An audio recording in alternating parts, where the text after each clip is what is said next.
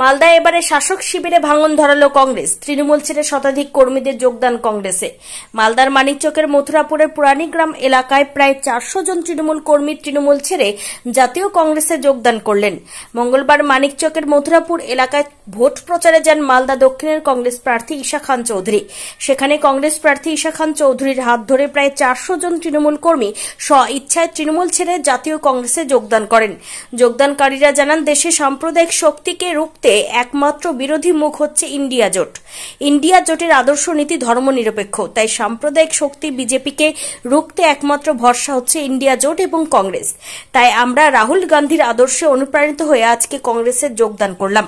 আগামী দিনে দেশের সাম্প্রদায়িক শক্তিকে রুখতে কংগ্রেসের হয়ে লড়াই করব এবং প্রচার চালিয়ে যাব বলে জানান যোগদানকারী কর্মীরা। দিন থেকে টিএমসি করছিলাম, মতবিরোধের জন্য আমরা নির্দল প্রার্থী দাঁড় করেছিলাম শেখ শাহজাহানকে। হ্যাঁ, এই অবস্থাতে আমরা টিএমসির নীতি আদর্শ ভালো নাই, বিজেপির সাম্প্রদায়িক দল, তাকে আমরা সমর্থন করতে পারি না। এই জন্য আমরা কংগ্রেস ইন্ডিয়া জোটকে ভালোবেসে বেছে নিয়েছি। ইন্ডিয়া জোটের নীতি আদর্শ ভালো, এরা সমাজের জন্য ভালো চাইছে, গরিবদের জন্য ভালো চাইছে।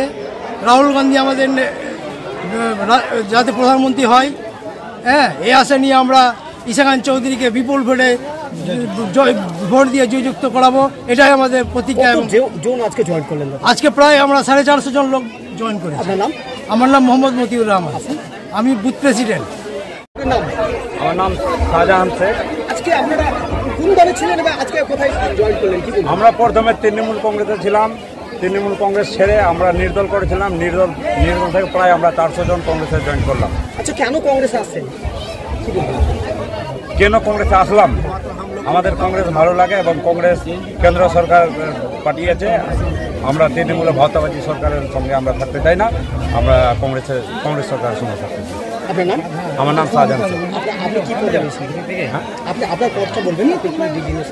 আমি বিজনেস করি। তারা খুব ভালো পাচ্ছি, কিন্তু আজকে প্রচণ্ড তাপ। এই তাপের জন্য কিন্তু লোকের সাহারা ভালো, লোক একটু যেহেতু তাপ এত খারাপ, এত গরম, এটাই একটা ফ্যাক্টর। কিন্তু এমনি আমাদের সাহারা খুবই ভালো, খুবই সুন্দর।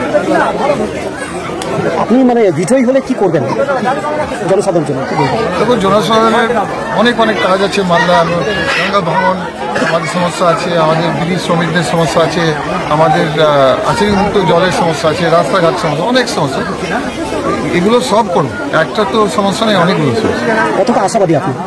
আমাদের পুরো আশা যে আমরা 1 নম্বরে আছি, 1 নম্বরে থাকবো। এবং আমাদের এটা মানুষ চাইছে, এটা আমাদের কিছু নাই, মানুষ চাইছে যে কংগ্রেস আসুক। আপনি শুনলেন যারা যোগদান দিল টিএমসি থেকে, ওরাও বলছে যে টিএমসি এর প্র্যাকটিস, বিজেপির প্র্যাকটিস ওরা আরও মানতে পারছে না। ওরা একটা কংগ্রেসে আসতে চাইছে। কংগ্রেস হচ্ছে সেবার পার্টি, কংগ্রেস হচ্ছে উন্নয়নের দল, আর ওরা চাইছে যে রাহুল গান্ধী আসুক, যাতে দেশের উন্নয়ন হোক।